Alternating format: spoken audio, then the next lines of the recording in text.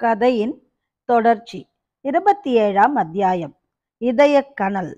சொல்ல முடியாத வியப்புடன் தம்மை பார்த்த சிவகாமி சர்பத்தின் கண்களையொத்த தமது காந்த சக்தி வாய்ந்த கண்களினால் நாகநந்தி அடிகள் சற்று நேரம் உற்று பார்த்தார். சிவகாமி, நான் சொல்வதை நீ நம்பவில்லையா?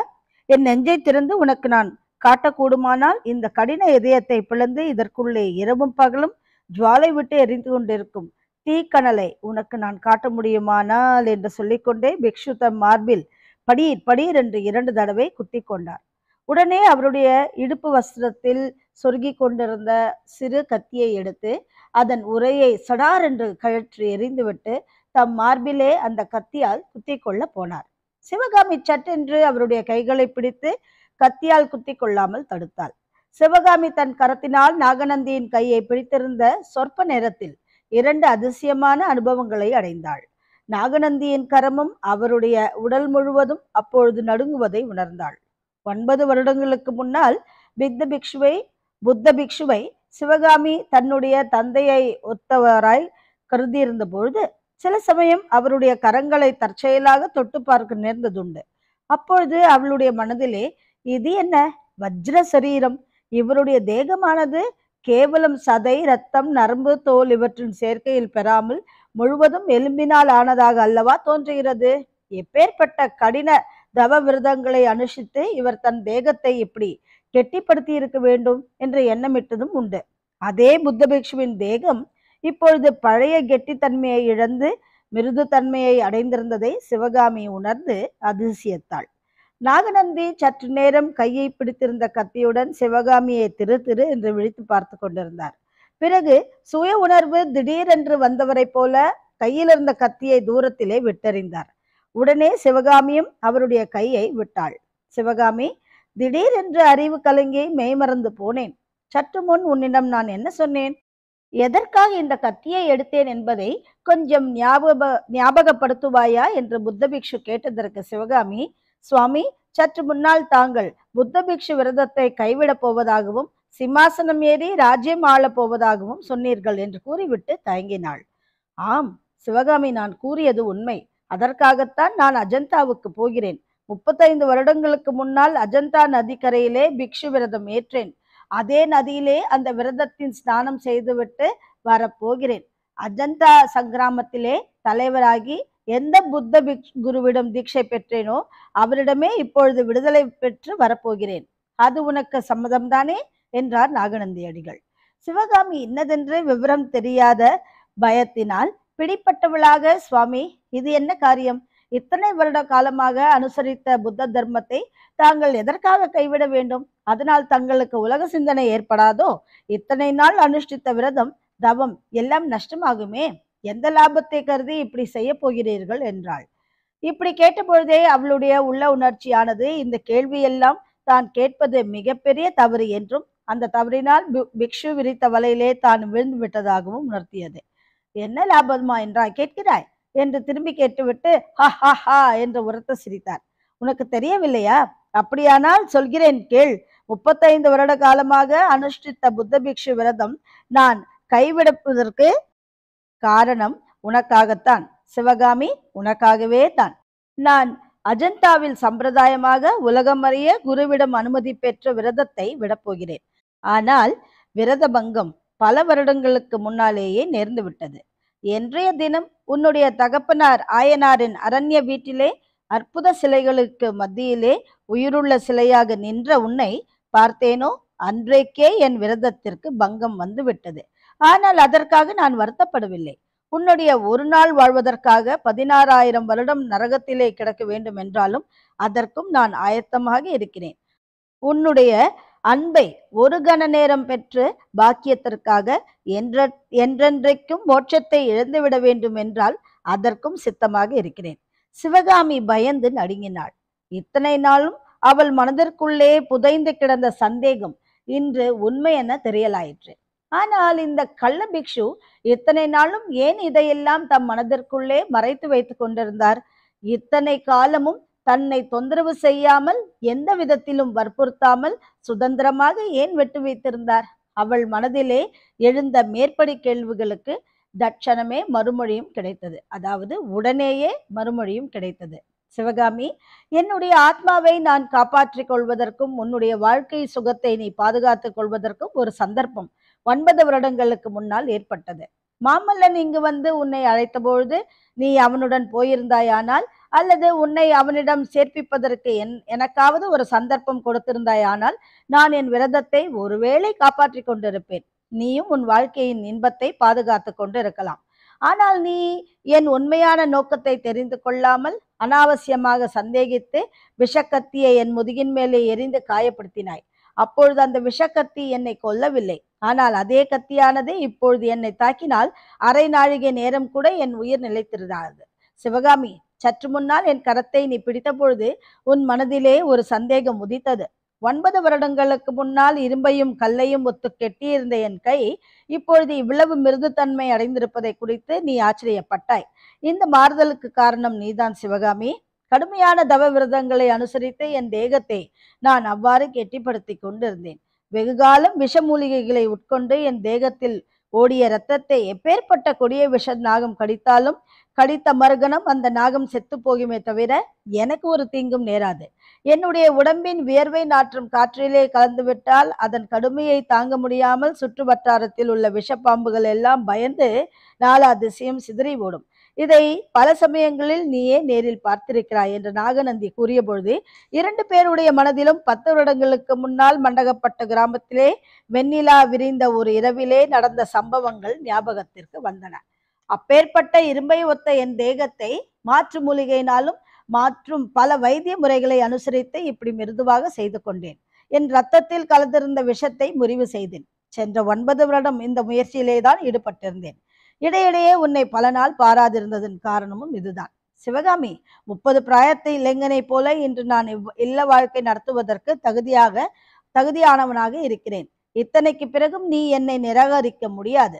அப்படி நிராகரித்தாயானால் அதன் மூலம் எனக்கு நீ அளிக்கும் துன்பங்களுக்கு பரிகாரமாக 100 ஜென்மங்களில் நீ பிராயச்சித்தம் செய்து கொள்ளும்படியாக இருக்கும். அப்பொழுதும் கூட உன்னுடைய பாவம் தீர்ந்து விடாதாகாது. சிவகாமியின் தலை வெடித்து விடும் போல இருந்தது. தன் முன்னால் பிக்ஷு உட்கார்ந்து மேற்கண்டது எல்லாம் பேசியது ஒருவேளை சொப்பனமாக இருக்கலாம் என்கின்ற எண்ணம் ஒரு கணம் தோன்றியது.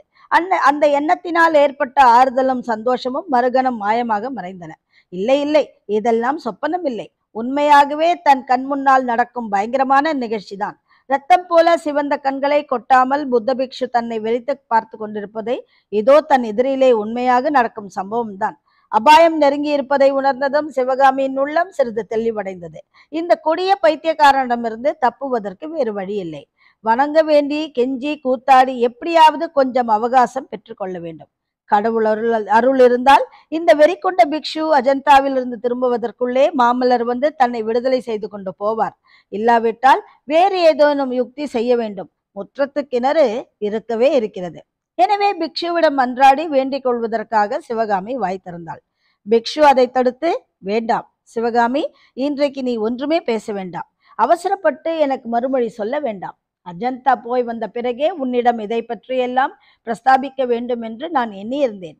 ஆனால் வாதாபிக்கு வெளியே இன்று இரவு நாங்கள் தங்குவதற்குரிய ராஜாங்க விடுதியை அடைந்ததும் உன்னிடம் என் மனதை திறந்து காட்டிவிட்டு போவதுதான் உச்சித்தம் என்றும் எல்லா விஷயங்களையும் நன்றாக யோசித்து முடிவு செய்ய உனக்கும் போதுமான அவகாசம் கொடுக்க வேண்டும் என்று முடிவு செய்து கொண்டு திரும்பி வந்தேன். உன்னை நான் வற்புறுத்த போவதில்லை, பலவந்தப்படுத்த போவதும் இல்லை. உனக்கு இஷ்டமில்லாத காரியத்தை ஒரு நாளும் செய்ய சொல்ல மாட்டேன். ஆனால் நான் சொல்ல வேண்டியதை மட்டும் சொல்லிவிடுகிறேன். ஒரே மூச்சிலே இப்பொழுது சொல்லிவிடுகிறேன். சற்று பொறுமையுடன் கேட்டுக்கொண்டிரு. நான் அஜந்தாவிலிருந்து திரும்பி வந்த பிறகு நீ உன்னுடைய தீர்ப்பை சொல்லலாம். பிக்ஷுவின் இந்த வார்த்தைகள் சிவகாமிக்கு ஒருவாறு ஆறுதல் அளித்தன. அவளுடைய பீதியும் படபடப்பும் ஒரு அளவு குறைந்தன. நாகநந்தி ஆரம்பத்திலிருந்து மறுபடியும் கதையை ஆரம்பித்தார். எந்த நேரத்திலே உன் தந்தையின் அரண்ய வீட்டிலே உன்னை நான் பார்த்தேனோ அதே நேரத்திலே என்னுடைய இதயத்திலிருந்து என் சகோதரனை சாளுக்கிய சாம்ராஜ்யத்தையும் அப்புறப்படுத்திவிட்டு அவர்கள் இருந்த இடத்தை நீ ஆக்கிரமித்து கொண்டாய். அது முதல் என்னுடைய யோசனைகள் ஏற்பாடுகள் எல்லாமே தவறாக போய்கொண்டிருந்தன. அந்த தவறுகளுக்கு காரணமாகவே வாதாபி சக்கரவர்த்தியின் தென்னாட்டு படையெடுப்பு வெற்றி அடையாமல் போயிற்று. அந்த காலத்தில் நான் அனுபவித்த சொல்லாத மனவேதனையை மட்டும் நீ அறிந்திருந்தாயானால் உன் இளகிய நெஞ்சம் கரைந்து உருகிவிடும். ஒரு பக்கத்திலே உன் பேரிலே எனக்கு ஏற்பட்டிருந்த காதலாகிய கனல் என் நெஞ்சை தகித்து கொண்டிருந்தது. அதே சமயத்திலே உன்னை சேர்ந்தவர்கள், உன்னோடு பழகியவர்கள், உன்னுடைய அன்புக்கு பாத்திரமானவர்கள் மீது எனக்கு ஏற்பட்ட அளவில்லாத அசூயை பெரும் நெருப்பாக என் உடலை எரித்தது. அப்போதெல்லாம் என் நெஞ்சிலே நடந்து கொண்டிருந்த தேவகார யுத்தத்திற்கு சமமான போராட்டத்தை நீ அறிந்தாலானால் பெரிதும் பயந்து போயிருப்பாய். ஒரு சமயம் உன்னை சேர்ந்தவர்கள் எல்லோரையும் கொன்றுவிட வேண்டும் என்று எனக்கு தடுக்க முடியாத ஆத்திரம் உண்டாகும். ஆயினும் பின்னால் உனக்கு அது தெரிந்து விட்டால் உன்னுடைய அன்பை என்றென்றைக்கும் இழந்துவிட நேரிடுமே என்கின்ற பயம் என்னை கோழையாக்கியது. மாமல்லனையும் மகேந்திர பல்லவனையும் கொல்வதற்கு எனக்கு எத்தனையோ சந்தர்ப்பங்கள் வாய்ந்தன. ஆனால் ஒவ்வொரு சமயமும் உனக்கு தெரிந்து விட்டால் என்கின்ற நினைவு என்னை தடுத்தபடியால் அவர்கள் தப்பி பிழைத்தார்கள்.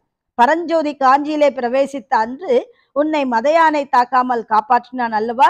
அந்த காரணத்திற்காகவே அவனை அன்றிரவு நான் சிறையிலிருந்து தப்பிவித்து உன் வீட்டிற்கு அழைத்து வந்தேன். ஆனால் அவனுக்கு நீ நன்றி செலுத்துவதை பார்க்க என்னால் சகிக்க முடியவில்லை.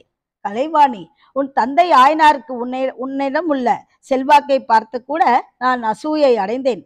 ஆயினும் உன்னை பெற்ற புண்ணியவான் என்பதற்காக அவரை வாளால் வெட்டப்போன வீரனின் கையை பிடித்து தடுத்து உயிரை காப்பாற்றினேன். இதை கேட்ட சிவகாமியின் நெஞ்சு உண்மையிலேயே இலகித்தான் விட்டது. இந்த புத்த பிக்ஷு இரக்கமற்ற ராட்சசனாக இருக்கலாம். இவருடைய இருதயம் பைசாசத்தின் இருதயமாக இருக்கலாம். இவருடைய தேகத்தில் ஓடும் ரத்தம் தாகம் சர்பத்தின் விஷம் கலந்ததாக இருக்கலாம். ஆனாலும் இவர் என் பேரிலே கொண்ட ஆசையினால் என் தந்தையின் உயிரை காப்பாற்றினார் அன்றோ? சிவகாமியின் மனநிலை ஒருவாறு அறிந்து கொண்ட புத்த பிக்ஷு ஆவேசம் கொண்டவராக மேலும் கூறினார். கேள் சிவகாமி, உன்னை பெற்றவர் என்பதற்காக ஆயனாரை காப்பாற்றினேன். உன்னை விரோதிப்பவர்களை நான் எப்படி பழி வாங்குவேன் என்பதற்கும் ஒரு உதாரணம் சொல்கிறேன். இந்த வாதாபியிலே நீ எந்தவித அபாயமுமின்றி நிர்பயமாக இத்தனை காலமும் வாழ்ந்து வருகிறாய் அல்லவா? இதற்கு காரணம் என்னவென்று ஒருவேளை நீ ஊகித்திருப்பாய். நீ என்னுடைய பாதுகாப்பிலே இருக்கிறாய் என்று எல்லோரும் தெரியாதவர்கள்தான். யாருமே உன் அருகிலே நெருங்குவதில்லை. இதை குறித்து இந்த நகரத்து அரண்மனையிலே ஒரு பெண்ணிற்கு அசூயை உண்டாயிற்று. அவள் பட்டத்து ராணியின் சகோதரி. விஷபுத்தியுள்ள அந்த பெண் என்னை தன்னுடைய மோக வலையிலே ஆழ்த்துவதற்காக மிகவும் பிரயத்தனம் செய்தாள். அது பலிக்காமல் போகவே ஒரு நாள் அவள் உன்னை குறிப்பிட்டு நிந்தை மொழியிலே கூறினாள். அந்த காஞ்சி நகர கலைவாணியின் அழகு எனக்கு இல்லையா என்று கேட்டாள். மறுநாள் அவள் என்னை நெருங்கிய பொழுது அவளுடைய கையை நான் பிடித்து என் கைவிரல் நகத்தினால் ஒரு கீறினேன். அன்றிரவு அவள் தூங்கி மறுநாள் காலையிலே எழுந்து கண்ணாடியிலே தன் முகத்தை பார்த்து கொண்டாள். அவ்வளவுதான். அவளுடைய மூளை கலங்கி பைத்தியம் பிடித்து விட்டது. அவ்வளவு பயங்கர தோற்றத்தை அவள் அடைந்திருந்தாள். ஒருவரும் அறியாமல் அவள் இந்த நகரை விட்டு வெளியேறியதை காட்டிலும் மலையிலும் வெகுகாலம் அலைந்து கொண்டிருந்தாள். இப்பொழுது அவள் காபாலிக மதத்தினரின் பலி பீடத்திலே அமர்ந்து பலி வாங்கி உண்டு உயிர் வாழ்ந்து கொண்டிருக்கிறாள். சிவகாமியின் பழையபடி பீதி கொண்டாள். இந்த வெறி பிடித்த பிக்ஷு சீக்கிரம் போய் தலைமாட்டாரா என்ற மனதிற்குள்ளே எண்ணமிட்டாள். சிவகாமி, சில நாளைக்கு முன்பு அந்த காளி மாதாவை தற்செயலாக நான் சந்திக்க நேர்ந்தது. அவள் என்ன சொன்னால் தெரியுமா? சுவாமிகளே, ஒரு நாள் இல்லாவிட்டால் ஒரு நாள் உம்முடைய காதலி சிவகாமியை நீங்கள் என்னிடம் ஒப்புவித்தே ஆக வேண்டும். அவளுடைய உடலை புசித்தால்தான் என்னுடைய பசி தீரும் என்றாள் பைத்தியக்காரி.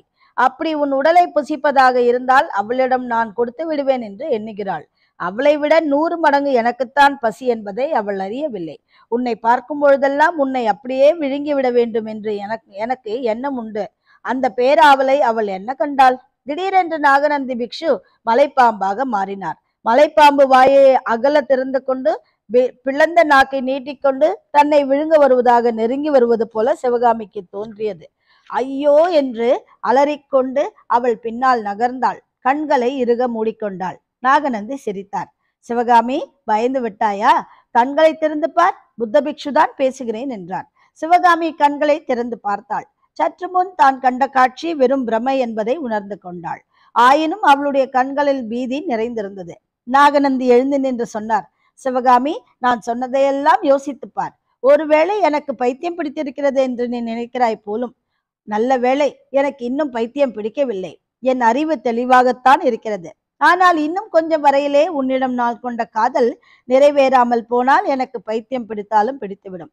அப்புறம் நான் என்ன செய்வேனோ தெரியாது. சிவகாமி, நான் போய் வருகிறேன். நான் திரும்பி வருவதற்குள்ளே உன் மனதை திடப்படுத்தி கொண்டு எனக்கு ஒரு முடிவு சொல்ல வேண்டும். உனக்காக நான் இதுவரை செய்திருக்கும் தியாகங்களை எல்லாம் காட்டிலும் மகத்தான தியாகம் ஒன்றை செய்ய போகிறேன். அதை பற்றி நான் திரும்பி வருவதற்குள்ளே நீயே தெரிந்து கொள்வாய். அதை தெரிந்து கொண்ட பிறகு நீ என் பேரிலே இரக்கம் கொள்ளாமல் இருக்க முடியாது. என் கோரிக்கைக்கு இணங்காமல் இருக்கவும் முடியாது. இந்த விதம் சொல்லிவிட்டு நாகநந்தி சிவகாமியை அளவில்லாத ஆர்வம் ததும்பும் கண்களினால் சற்று நேரம் உற்று பார்த்தார். சட்டென்று திரும்பி வாசற்பக்கம் சென்றார். பிக்ஷு சென்ற பிறகு சிவகாமியின் உடம்பு வெகு நேரம் வரையிலே நடுங்கிக் கொண்டே இருந்தது. இத்துடன் இந்த அத்தியாயம் இங்கு நிறைவடைகிறது. கதையின் தொடர்ச்சி மீண்டும் நாளை. வணக்கம்.